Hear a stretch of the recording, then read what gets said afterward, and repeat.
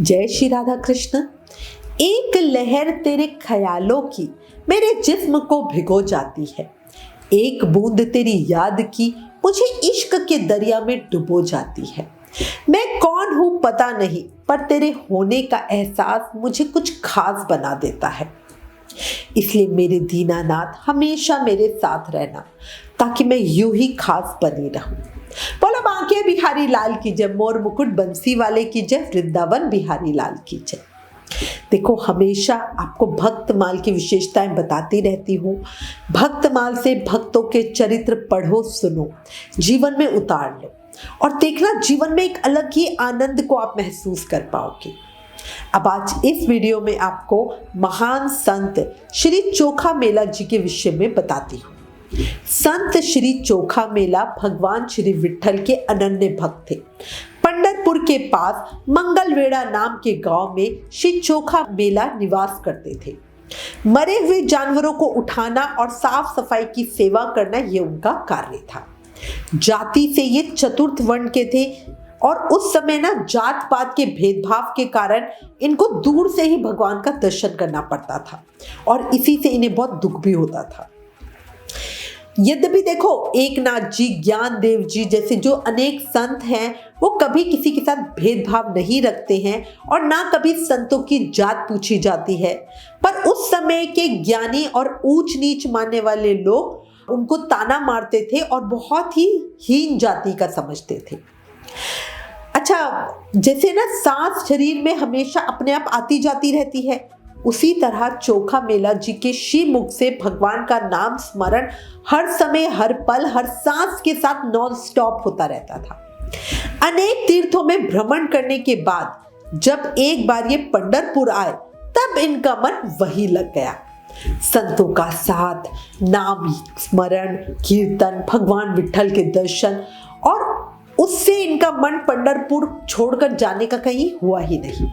इसलिए बीच बीच में चोखा मेला जी पंढरपुर आते जाते रहते थे। इनके गुरु संत श्री नामदेव जी थे। हीन जाति का होने के कारण उनको दूर से ही भगवान का दर्शन करना पड़ता था, पर भगवान की भक्ति में किसी तरह का जाति भेद तो होता नहीं। और शायद मेरे प्रभु को दुनिया के सामने यही बात प्रकट करनी थी और सबको बताना था कि भक्ति करने का अधिकार सभी को है। इसलिए ही शायद संत श्री चोखा मेला जी अनेक संतों का जो प्राकट्य है वो निम्न जाति में हुआ। अब एक दिन की अद्भुत घटना सुनाती हूँ क्या हुआ। एक दिन रात्रि में मंदिर के महाद्वार के सामने एक शिला पर बैठ के चोखा मेला जी भगवान को याद करके अभ्यंग एक बड़ा सुंदर पद गाने लगे।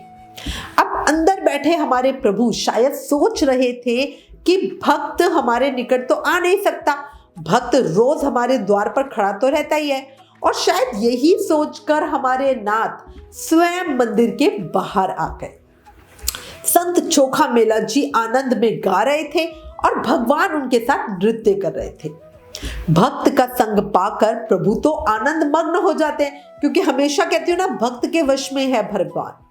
और हमारे जो संत थे वो तो अपने मस्त मौला होके गाने में ही लग रहे थे। और मेरे ठाकुर जी ने क्या किया कि अपने गले से रत्नहार निकाल कर संत के गले में डाल दिया। भक्त के साथ खूब आनंद किया।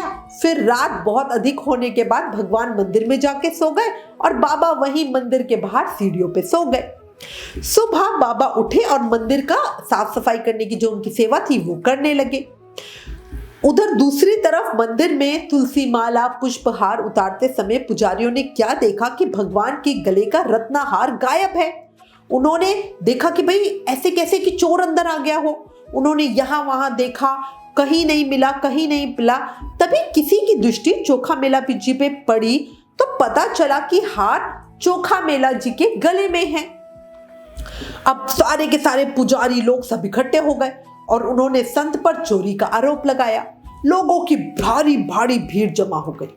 कुछ लोग तो संत जी को पीटने तक लग गए। बाबा ने बताया कि वो निर्दोष हैं और कहा कि भगवान ने तो रात में स्वयं हार उनको पहनाया था। पर वो लोग, मतलब पापी कहूंगी, वो संत की बात कहाँ मानने वाले थे। बाबा ने उसी समय अपने ठाकुर को पुकारा और कहा, प्रभु जरा दौड़ लगा के आओ और हमारी मदद करो। देखो बिना दोष के ये लोग मुझे मार रहे हैं। आप ही बताओ ऐसा मैंने कौन सा अपराध किया है? मैं तो आपके द्वार का ईमानी कुत्ता हूं, आप मेरे मालिक हो। तो ऐसे समय में मुझे अपने आप से आप दूर मत करो और मेरी रक्षा की जिम्मेदारी तो आपकी ही बनती है। अब बस यही सुनते ही वहां खड़े खड़े सबके सामने देखते देखते संत जी के गले का हार गायब हो गया और दूसरी तरफ संत जी के गले का हार भगवान के कंठ में जा पहुंचा। अब सब बाबा को पूछने लगे कि तुम्हारे गले का हार कहाँ गया, कहाँ छुपाया तुमने, क्या जादू किया, क्या किया? और बाबा ने कहा कि भाई मैंने तो कुछ नहीं किया, अभी मैं तो तुम्हारे सामने ही खड़ा था। मेरे प्रभु ने मेरी विनती सुन ली और वो हार भगवान के गले में है। अब पुजारियों ने मंदिर में जाकर देखा तो वाकई हार भगवान के गले में ही था। अब सभी पुजारियों को पता चल गया था कि चोखा मेला जी में कुछ तो विशेष शक्ति है। कुछ दिनों तक वो यूं ही चुप रहे। एक दिन किसी निंदक ने, मतलब लोगों को भी है ना एक बीमारी होती है कि वो अपने दुख से दुखी नहीं, दूसरों के सुख से दुखी होते हैं, ठीक है, और किसी की भलाई तो उनको बिल्कुल सहनी नहीं होती है। तो इसी तरह क्या हुआ, एक दिन किसी निंदक ने संत चोखा मेला जी की हंसी उड़ाने के लिए उनसे कहा कि तुम पर अगर भगवान का प्रेम है तो भगवान ने तुम्हें कभी मंदिर के भीतर क्यों नहीं बुलाया? ऐसा है तो तुम्हारे दिन रात भगवान के भजन करने का क्या ही फायदा? तो संत जी ने तो बड़े प्यार से कहा कि शिव भगवान के दर्शन करने की हमारी योग्यता है ही कहाँ, हम दूर से ही प्रणाम कर लेते हैं और हमारा प्रणाम हमारे प्रभु को मिल जाता है। भगवान हमसे बहुत प्रेम करते हैं, ये हमको पता है। अब भगवान तो अपने भक्त की सारी बात जान गए। उसी रात उनकी कुटिया में प्रभु प्रकट हुए और उनका हाथ पकड़ के उन्हें मंदिर में ले गए। बहुत समय तक गर्भगृह जो होता है वहीं पे बैठकर संत चोखा मेला जी और भगवान बातें करते रहे। सुबह पुजारी जब जल्दी उठकर मंदिर की तरफ आए और सेवा करने की तैयारियां करने लगे गर्भगृह खोलने से पहले, तो उन्हें गर्भगृह के अंदर से कुछ आवाजें आने लगी। उन्होंने चोखा मेला की आवाज तो पहचान ली। पुजारियों ने कहा, चोखा मेला दरवाजे पे तो ताला लगा हुआ था, बताओ तुम यहाँ भीतर अंदर कैसे आए? तो चोखा मेला ने कहा कि भाई मुझे तो भगवान हाथ पकड़ के लेकर आया, मैं तो अपनी कुटिया में सो रहा था और वहां पे जैसे ही प्रभु ने मेरा हाथ पकड़ा मैं तो यहाँ उनके गर्भगृह में आ गया। इस घटना से उन लोगों ने ये समझ लिया था कि भगवान अपवित्र हो गए। देखो उनकी बुद्धि, देखो उनको संत का प्रभाव नहीं समझ में आया, उनको ये समझ में आया कि भगवान अपवित्र हो गए हैं और वो चोखा मेला जी से बहुत ईर्ष्या करने लगे और हर जगह ये बात फैला दी कि चोखा मेला की वजह से भगवान अपवित्र हो गए। संत नामदेव जी उस दिन चोखा मेला से मिलने के लिए उनके घर गए। श्री नामदेव जी चोखा मेला को हरि नाम का प्रसाद भी दिया। संत श्री नामदेव चोखा मेला के गुरु थे, पर नामदेव जी को संत चोखा मेला की जो भक्ति था, उसका प्रताप था, वो बहुत अच्छे से पता था। वो जानते थे कि ये संत चोखा मेला बहुत उच्च कोटि के महात्मा है, इसलिए नामदेव जी ने चोखा मेला जी के चरणों में प्रणाम किया। चोखा मेला जी ने भी नामदेव जी के चरणों में प्रणाम किया। नामदेव जी को चोखा मेला की पत्नी और पुत्र से मंदिर में जो भी घटना हुई थी उसके विषय में सब कुछ पता चला। और जब ये सारी बात हो रही थी ना, तो उसी समय चोखा मेला जी एकदम थरथराती आवाज में बोले कि वो विठल, वो पांडुरंग हमारा भगवान है, हमारा सर्वस्व है। लोगों की बात से चोखा मेला जी कुछ दुखी थे, तो वो बड़े ही दुख के साथ नामदेव जी को बोले कि प्रभु को मेरे स्पर्श से कोई आपत्ति नहीं है और वो लोग ऐसा क्यों बोल रहे हैं कि मैंने भगवान को अपवित्र कर दिया। और उन लोगों को तो ज्ञानी होना चाहिए क्योंकि उनको प्रभु के चरणों की सेवा मिली हुई है। तो नामदेव जी बोले कि बाबा तुम इस तरह दुख मत करो, क्योंकि सिर्फ मंत्र स्तुति करने से, स्तोत्र बोलने से, पारायण करने से मन में भक्ति नहीं आ जाती। प्रभु तो सिर्फ भाव के भूखे हैं, चाहे उनके सामने कितने ही मंत्र बोलते जाओ उनको नहीं फर्क पड़ेगा। बट अगर आप भाव है और अगर आपने कुछ मंत्र याचना नहीं की तो भी प्रभु आपके हो जाएंगे। वो सिर्फ भक्तों का भाव चाहते हैं और भक्ति भाव आपके दिल में तो कूट कूट के भरा हुआ है। और जो पांडुरंग है वो हमें, उनके लिए हमारे पर लोग निंदा हो रही है तो इससे क्या ही फर्क पड़ता है। है ना। अब इस तरह से नामदेव जी जो चोखा मेला जी थे उन्हें समझा रहे थे और वो बोल रहे थे कि बाबा, आपको जिन्होंने मारा है वो महामूर्ख हैं। आपके स्पर्श से जिनको आपत्ति होती है ना, उनके भाग्य में आपका पुण्यदायी स्पर्श लिखा ही नहीं है। और इस तरह कह के उन्हें समझा के नामदेव जी चले गए। नामदेव जी की बातें सुनकर, क्योंकि एक गुरु भी थे, और उनकी बातें सुनकर बाबा के हृदय में आनंद हुआ और वो तो अपने नाम की मस्ती में ही मस्त हो गए। अब ये हो गए हमारे संत। अब आप उन संत की महान पत्नी के विषय में भी बताती हूँ। संत चोखा मेला जी की पत्नी थी सुरैया बाई। वो भी महान भक्ता थी। उनके कोई संतान नहीं थी और इसी वजह से वो थोड़ा सा दुखी रहती थी और हमेशा प्रभु से प्रार्थना किया करती थी कि हमारे घर में कोई संतान नहीं है, इसलिए मन थोड़ा सा व्याकुल रहता है, बेचैन रहता है। एक दिन भगवान ने इनकी जरा परीक्षा लेने की सोची, तो वृद्ध ब्राह्मण का रूप धारण किया और चोखा मेला जी के घर के सामने आए। और उन्होंने ना जो रूप धारण किया होता, उनके हाथ में एक बड़ा सा डंडा, गले में तुलसी की माला, मस्तक पर चंदन और बक्का मतलब जो वैष्णव तिलक होता है वो लगा रखा था। भगवान उनके घर के बाहर आकर पूछने लगे कि ये घर किसका है, घर पर कितने बालक हैं, घर के सदस्य क्या काम करते हैं, इस तरह के क्वेश्चन पूछने लगे। तो सुरैया बाई जी ने जो वृद्ध वेशधारी भगवान थे उनको प्रणाम किया और कहा कि ये घर तो भगवान पांडुरंगा का है। उत्तर सुनकर जो ब्राह्मण वेशधारी में थे उन्होंने कहा, क्या पांडुरंगा का घर? तो सुरैया बाई जी ने कहा, हाँ ये तो उन्हीं का घर है। और उन्होंने बोला कि हमारे घर संतान का सुख नहीं है, हमारे घर कोई बालक नहीं है प्रभु।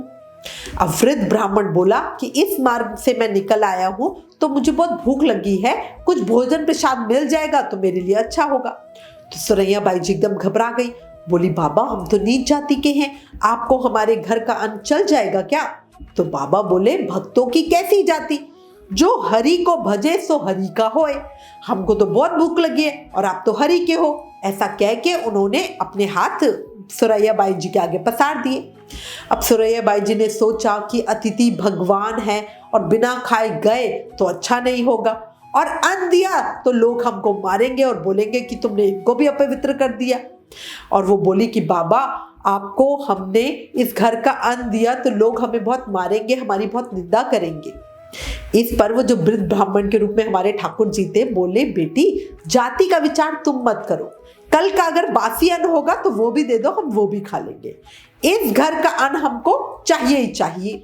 सुरैया बाई जी अंदर गई और दही चावल ला के वृद्ध बाबा को दे दिए और बाबा भी वहीं बैठ गए और दही चावल खाने लग गए। उसके बाद बाबा संतुष्ट होकर बेटी बोले, बेटी तुम्हें क्या चाहिए तुम मुझसे कहो। तो सुरैया बाई जी ने कहा कि बस आपकी कृपा हम पे बनी रहे और कुछ नहीं चाहिए। तो जो वृद्ध ब्राह्मण के रूप में मेरे ठाकुर जी थे उन्होंने थोड़ा सा बचा हुआ प्रसाद सीधा उनको दिया और बोला, इसको तुम ग्रहण करो और हम तुमको आशीर्वाद देते हैं, निश्चित पुत्र होगा। सुरैया बाई जी को प्रभु कृपा से कर्म मेला नाम का पुत्र हुआ, जो आगे चलकर महान भक्त और संत हुए थे। भगवान ने एक दिन एक विचित्र लीला भी की। अचानक एक दिन चोखा मेला जी के मन में संसार से बिल्कुल एकदम वैराग्य आ गया और वो तो घर परिवार का विचार किए बिना ही एकांत के लिए निकल गए, बिना किसी को कुछ कहे सुने। रास्ते में उनकी बहन निर्मला बाई का घर पड़ा। निर्मला बाई ने हरि नाम का प्रसाद संत चोखा मेला जी से ही लिया था, मतलब उन्होंने नामदान ले रखा था। पर जब उनको पता चला कि चोखा मेला जी घर परिवार की जिम्मेदारी को छोड़कर भाग रहे हैं, तो उन्होंने अपने गुरुदेव होने पर भी चोखा मेला जी को एक बच्चे की तरह डांट दिया। जब ये सब बात चल रही थी उसी समय दूसरी तरफ चोखा मेला जी की पत्नी सुरैया बाई जी की प्रसूति की उनको पीड़ा होने लगी, मतलब डिलीवरी का टाइम आ गया। आसपास उनके कोई भी नहीं था, निम्न जाति थे कि इसलिए कोई घर पे भी नहीं आ रहा था। उस समय स्वयं भगवान विठ्ठल निर्मला बाई जी का रूप धारण करके उनके पास पहुंचे और उनकी पूरी सेवा की।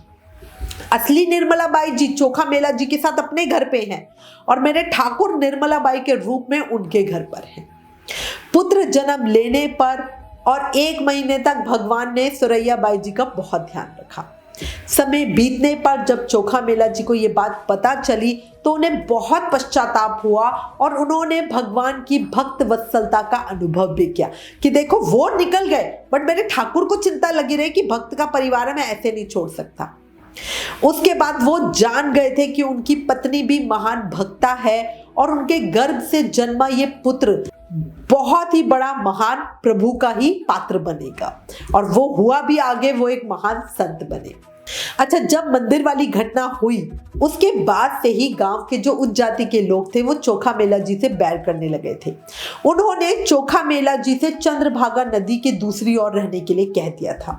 उन्होंने चोखा मेला जी से कहा कि चले जाओ नदी के पार, उस तरफ वहीं जाके रहना। चंद्रभागा जी दूसरे किनारे पे एक छोटे से पांडुरंगा मंदिर में चोखामल जी और उनकी पत्नी सेवा करने लगे और वहीं रहने लगे। एक दिन उन्होंने एक वहां पे दीपमाला बांध दी और वहीं पे निवास करने लगे।